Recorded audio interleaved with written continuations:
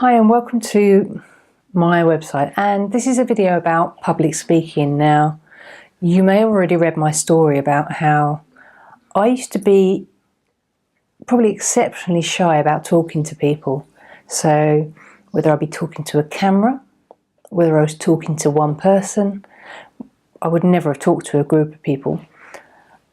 It's one of the things that I have overcome. I am one of those stories that you think, does it really happen? And just to let you know that last week I spoke on stage to about 100 people for an hour, unscripted. So it is possible, and I know within the last few months I've had many people that have done the same thing to crowds of thousands, hundreds, or just the one or two. So how did we do it? How did we start to make those changes? Well, the first thing we did was we stopped putting that armour on.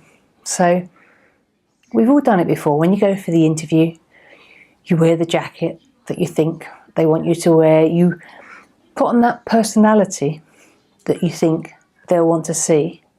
It's almost like an armour to protect yourself. So if it all goes wrong, you can go, well, it wasn't me anyway. How about just being you?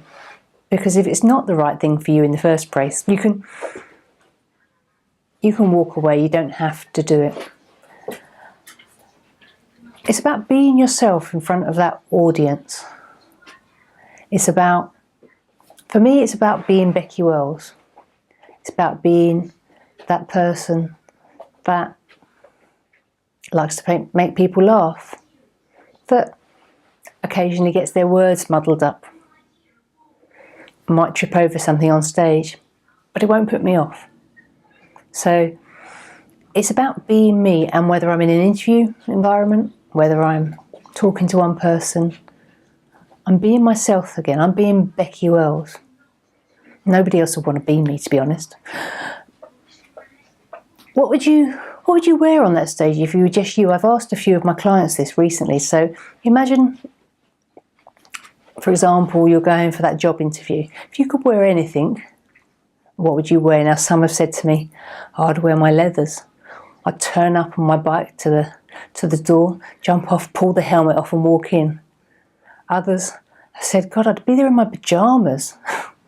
So it's getting yourself into that relaxed frame of mind, almost imagining you're stepping from that relaxed point into that interview and stepping in being you. Again, it comes back to that being you. Same with a wedding speech. They don't want that whole scripted story thing. They want those stories that tell the things that have gone on in people's lives, the things that have made you proud. It's bringing them all in together. Public speaking can be in any kind of environment, from one person, as I said, to thousands of people. And I've worked with people on many different levels on this. And people say to me, but that anxiety, it would never allow me to get on that stage. It's good to have anxiety when you're in control. Anxiety keeps us safe, keeps us on our toes when it's in our control. That adrenaline makes us great at what we do. So anxiety in our control is actually a good thing. We all get that little feeling in our stomach before we go on stage, before we go for that interview. It's what we turn it into from that. So if we use it as an energy to do the best interview, the best performance we ever can, then there's no stopping you, because you're being you. You can grow and grow to whatever limits you set yourself. If you're worrying about it being a big audience, then in your mind, shrink the audience. So if there's 100 people, you just start to move around the room. There's one person there, there's one person over there. So it's all about how you see things. Use metaphor. So if you're having to do a work presentation and you're really struggling with trying to explain something, use it in a way that people can understand. So use description. So for me, for example, letting go of anxiety, I might describe it as being able to place it in a bubble. send it off into the sky.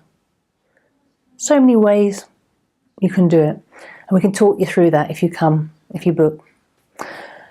Rehearsing it to yourself is another good one. So being able to talk to yourself in a mirror, running through that whole what if scenario is another great thing, because sometimes we're our own biggest critics. So if you can look at yourself and watch yourself do it and go, that's pretty good, then you know that's the only person that it's important to.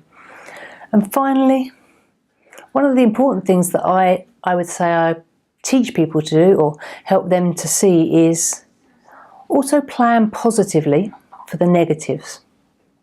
What do I mean by that? You're always going to get people that are going to try and throw a spanner in your work, throw you off key, make a remark. So when you're planning to do these talks, almost in your back of your mind say, if that happens, I'll do this. Have a plan B in your mind.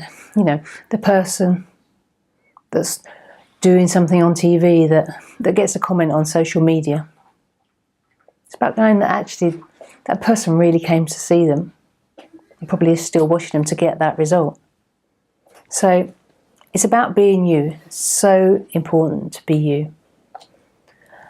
And the best person to be on stage is you. Your voice, your energy, 100% you. There's not anything else you can give.